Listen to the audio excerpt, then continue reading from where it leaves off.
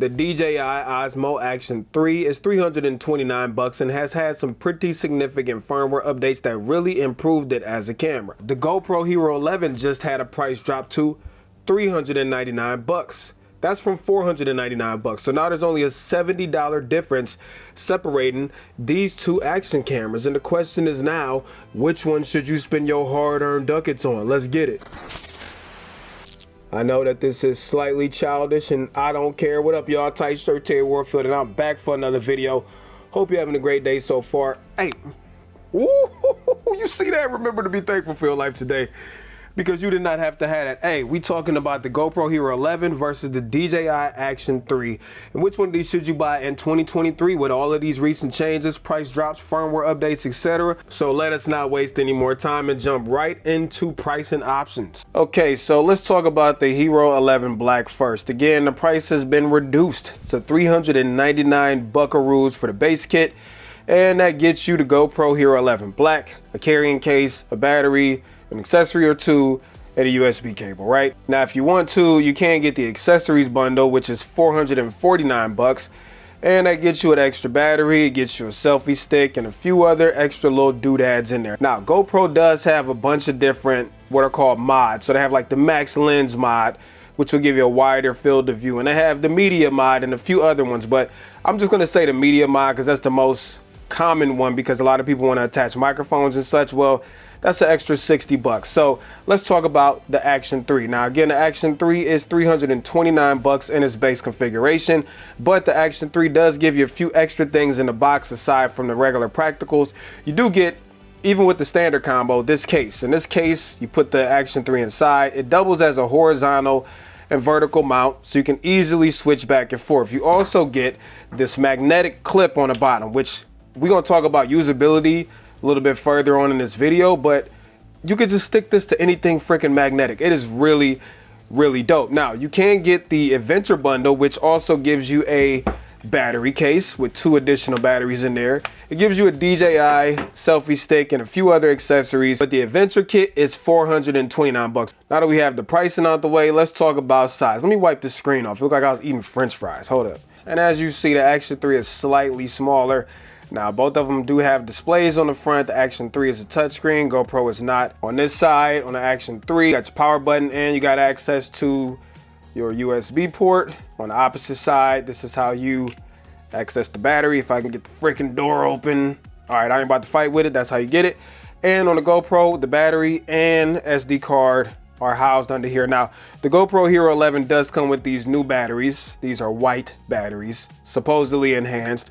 And you can still use the blue batteries from the Hero 10, but use the white ones because, again, they're enhanced. And on the opposite side, you got the power button and also a spot to hook on a lanyard or something like that. Oh, I forgot to mention, on the GoPro, you have their traditional mount system. And on the DJI, all you do is attach this. We kind of talked about this earlier. You attach that magnetically, and then you can connect it to any standard action mount. Now, once you take this off, that means that the bottom of this is magnetic, so you can stick this to magnetic surfaces, which is real dope. And then in conjunction with the front touchscreen, that means that you can stick it on stuff and still access it from the front of the camera. With a GoPro, not quite.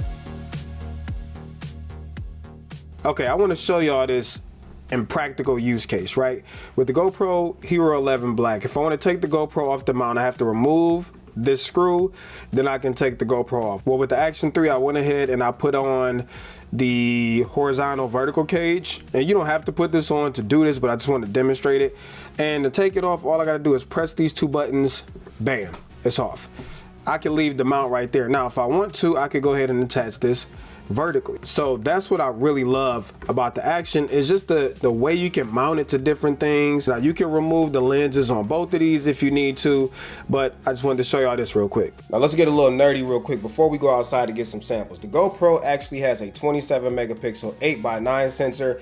The Action 3 has a 12 megapixel 4x3 sensor. So if you're one of those people that use action cameras for photography, if there's any of y'all out there, you are getting way more resolution for photos with the GoPro. With that being said, I don't use action cameras for photography. I only use them to get like weird camera angles and third camera angles. So what's more important to me is color profiles. The GoPro has 3 of them. So it has flat, it has natural, and it has vibrant.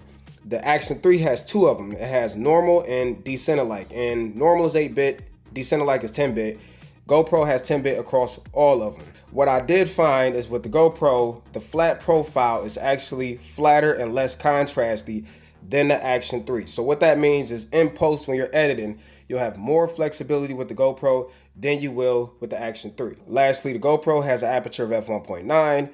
The Action 3 has an aperture of f1.7, and both of these obviously you can put into manual mode to adjust all your settings like shutter speed, ISO, all that stuff. You can slap your ND filters on there and get real cinematic, but honestly, most people who buy action cameras are not doing that. They just want to turn the freaking thing on, get the footage, and go. So we're going to leave everything in auto because that's how I use action cameras, and most other people do too. Let's get it. All right, so I got the Action 3 right there and the GoPro Hero 11 right there. Now, obviously the GoPro can shoot up to 5K 30, but in this test I have them both in 4K 30 just so you can have a like for like comparison. Now, the Action 3, to get 10-bit, you have to turn on Descend-alike or HDR. By the way, this is the internal mic out of both cameras.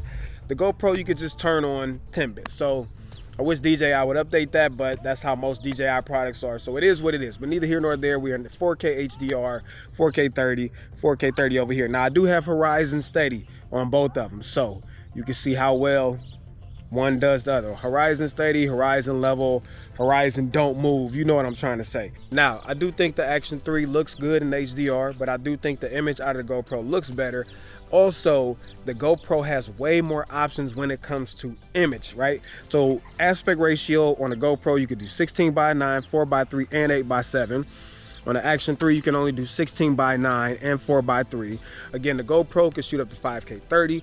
They can both shoot up to 4K 120. GoPro can do 2.7K up to 240, where the Action 3 can only do 2.7K up to 120. The GoPro also has more options when it comes to focal lengths, so view, and it also has more options when it comes to stabilization. The other thing I'm gonna do real quick is switch to 5K 30 and 4K 30 on here since it's the max, just so you can get a like for like comparison of what the GoPro looks like versus the Action 3. All right, so I got the GoPro now in 5.3K 30 frames a second, and I got that Action 3 in the 4K 30 frames per second, and I got the standard stabilization turned on both cameras. So I had to go to Descend-alike on the Action 3 to get access to 10-bit, and again on the GoPro I just turned on 10-bit in the menu, no problem.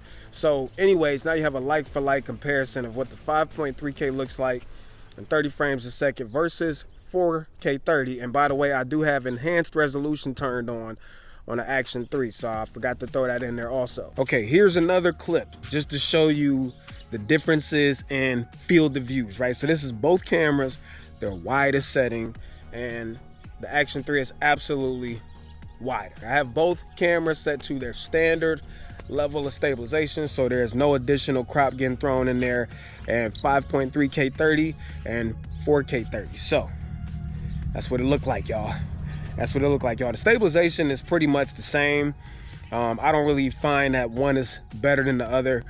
Both of them do really, really well with stabilization, and they do really, really well with horizon tilt. So I can't give either one a definitive W there, but I do like how the Action 3 has a wider field of view. Real quick, I wanted to give you an idea of what both cameras look like on their widest setting. So the Action 3 is on this widest setting, the GoPro is in hyper view, so its widest setting, and you can see there's a huge difference when it comes to distortion. Now let me change both to their wide setting so you can see the difference there too.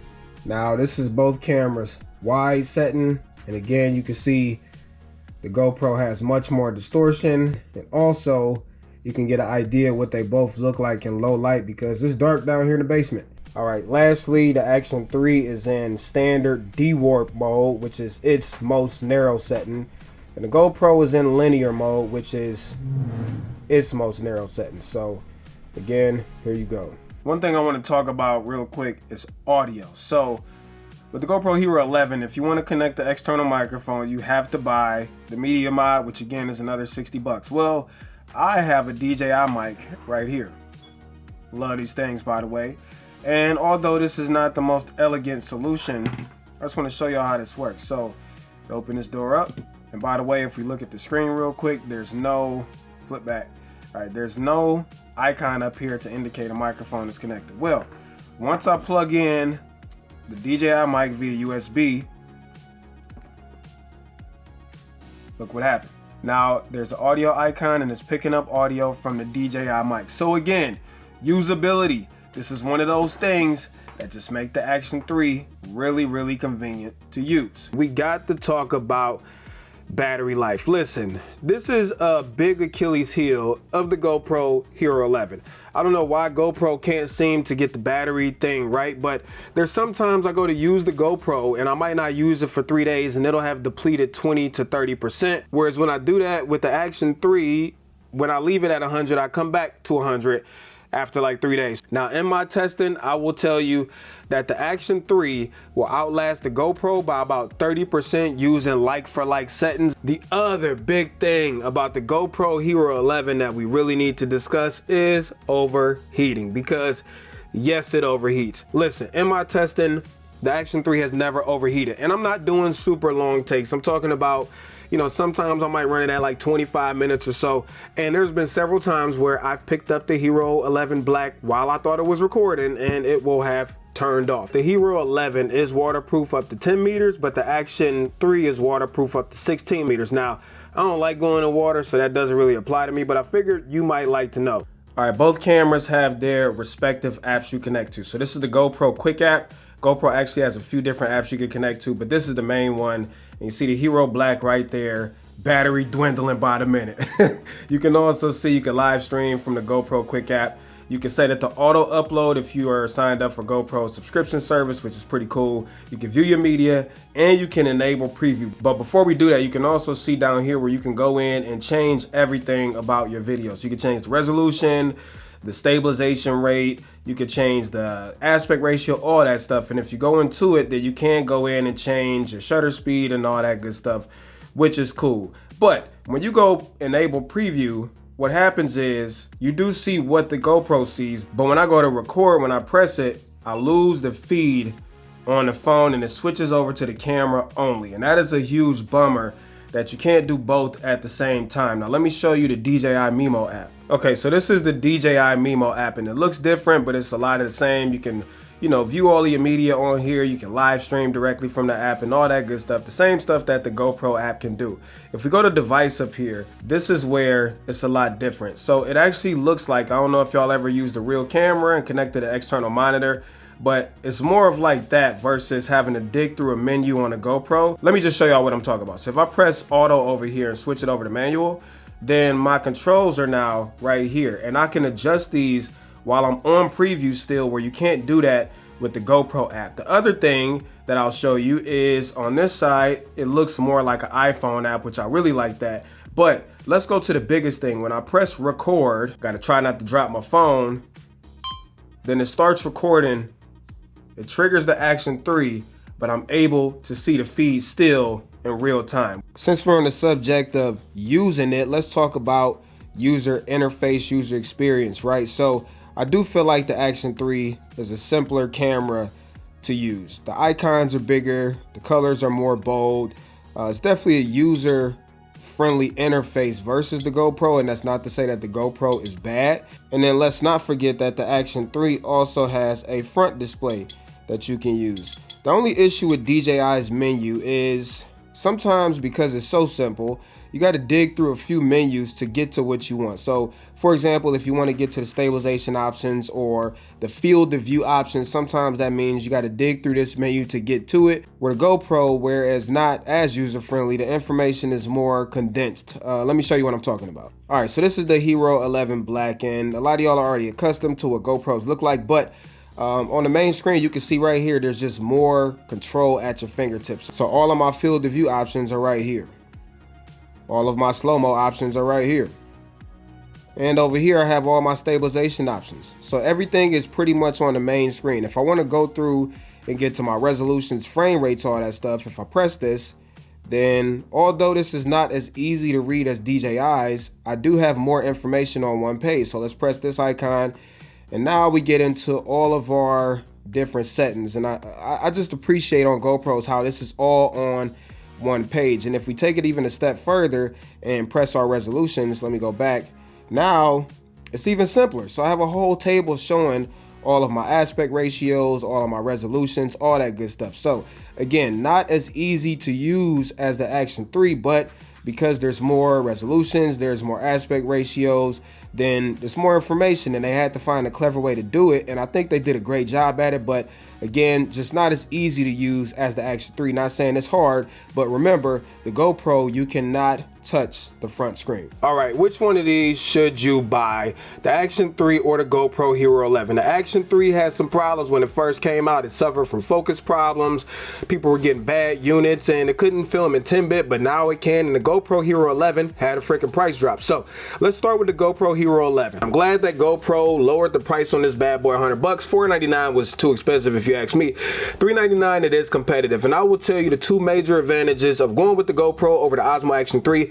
Number one, image quality. It's got higher frame rates, it's got higher resolutions, it's got more aspect ratios also. So when it comes to image quality, yes, the Hero 11 Black for resolution and image quality wins hands down. That's not to say that the Action 3 is bad, but if you're into image quality and that's important to you, absolutely the Hero 11 Black will be the better choice for you, albeit a little bit more expensive. Now, also GoPro has a huge assortment of accessories to mount action cameras, and some of them you can use on the Action 3, but we know that they're for GoPro. So especially for you guys who are into FPV and all that stuff, there's just more mount options when it comes to GoPro versus the Action 3, although I do prefer the Action 3's mount system, which we'll talk about in a minute.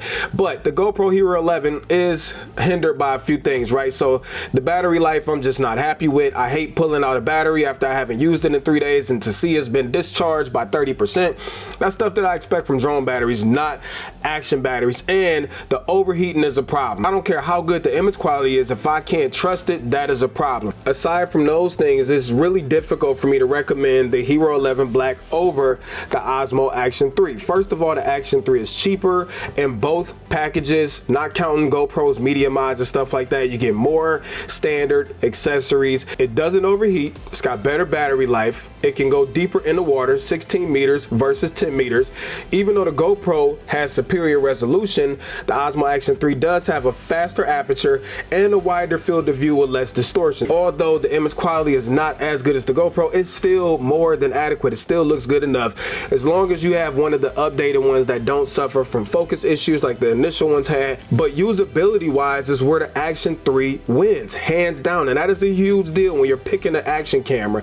Usability. So you got a front display that you can touch and go through the menus, etc., as well as the rear display. It's smaller. You can connect USB microphones such as your DJI mics like I showed y'all in this video. It comes with the horizontal and vertical mount. That's magnetic. And let's just talk about the magnetic thing. You can stick this on any surface. The other thing is I much prefer the mount system that the Osmo Action 3 uses, which is magnetic. I showed y'all earlier. Great stabilization that rivals, if not the same as GoPro. It has better connectivity when it comes to the app. You don't have to worry about the feed dropping out. You can do the live streaming and all that stuff. You can do that from both. But all I'm trying to say is reliability wise and user experience wise, the Action 3 wins hands down. So unless you just need the higher resolution and more codecs and frame rates that the GoPro offers, I gotta recommend the Osmo Action 10 times out of 10, and you get to save some money. So I hope this video was helpful to y'all. I know I didn't cover every single thing. I know y'all gonna cook me in the comments, oh Terry, you forgot X, Y, and Z. I know I did, but I hope this video was helpful to you. So till next time, I'm out of here. Tight Shirt Terry Warfield. Peace and chicken grease. I'm out. Peace.